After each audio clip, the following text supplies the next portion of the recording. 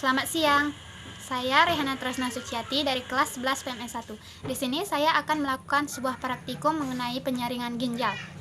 Sebelum melakukan praktikum tersebut, ada baiknya kita mengetahui apa itu ginjal. Ginjal adalah organ terpenting yang berfungsi sebagai penyaring darah. Selain berfungsi sebagai penyaring darah, ginjal juga berfungsi sebagai pembentukan urin.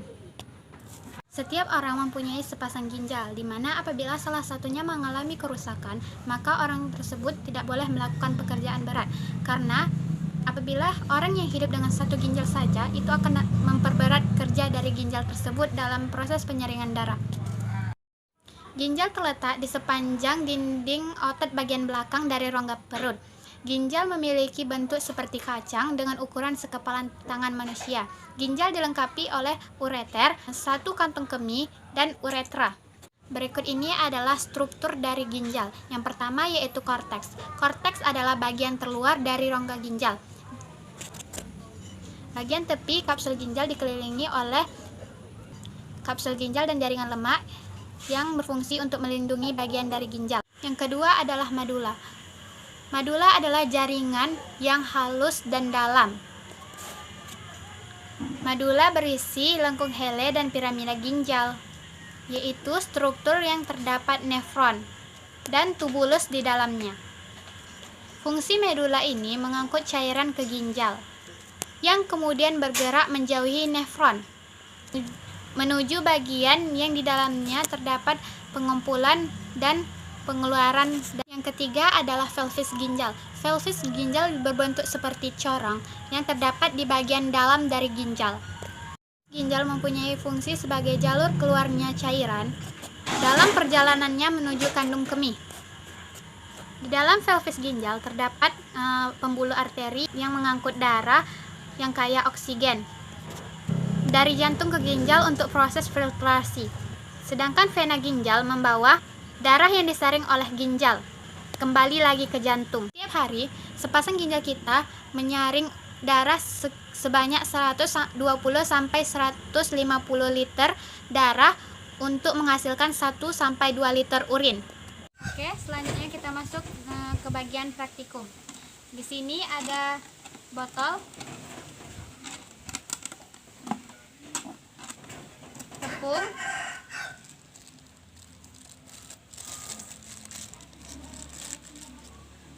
sabut kelapa, pisau, sendok, gelas, warna, tisu, batu, ini pasir, ijuk, wadah, dan air.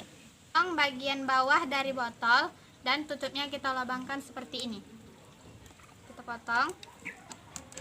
Setelah dipotong menjadi seperti ini, dan ininya telah dibolongkan. Selanjutnya kita masukkan tisu ke dalam botol.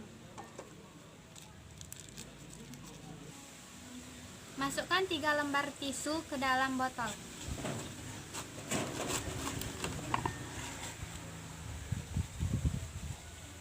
Setelah dimasukkan dan dirapikan, dia menjadi seperti ini. Kemudian masukkan pasir ke dalamnya. Setelah dimasukkan pasir, dia menjadi seperti ini. Bagian pasir di atas tisu. Kemudian masukkan kerikil ke dalamnya. Susun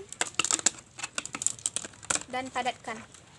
Setelah dipadatkan, masukkan kembali pasir ke dalamnya untuk menutupi kerikil tersebut.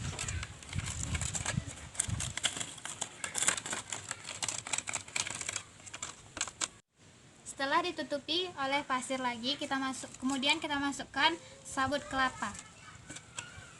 Masukkan dan padatkan di dalamnya. Usahakan agar seluruh permukaan pasir tertutup rata. Setelah itu, masukkan pula keju di dalamnya.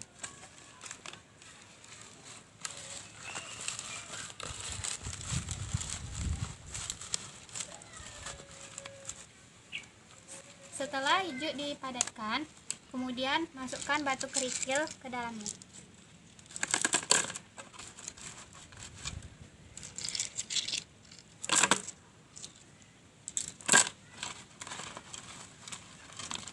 kembali dipadatkan.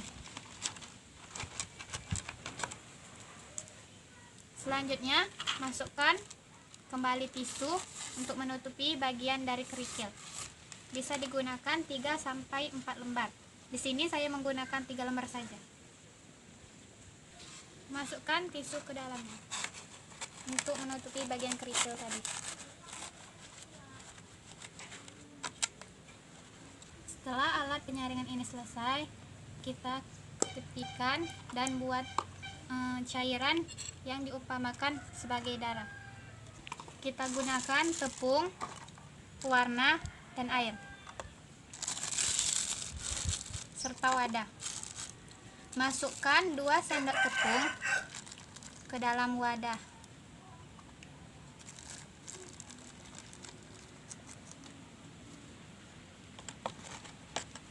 Kemudian masukkan pewarna merah atau pewarna makanan ke dalamnya. Di sini kita menggunakan warna merah untuk perumpamaan darahnya tadi. Masukkan air secukupnya. Aduk hingga rata. Setelah cairannya tadi larut, kita lakukanlah penyaringan terhadap penyaring yang telah kita buat tadi.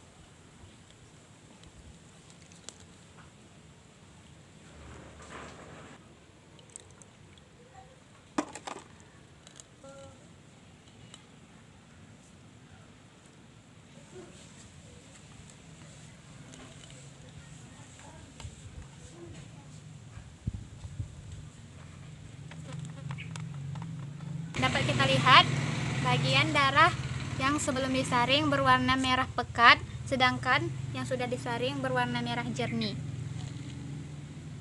Inilah kegunaan dari penyaringan ginjal.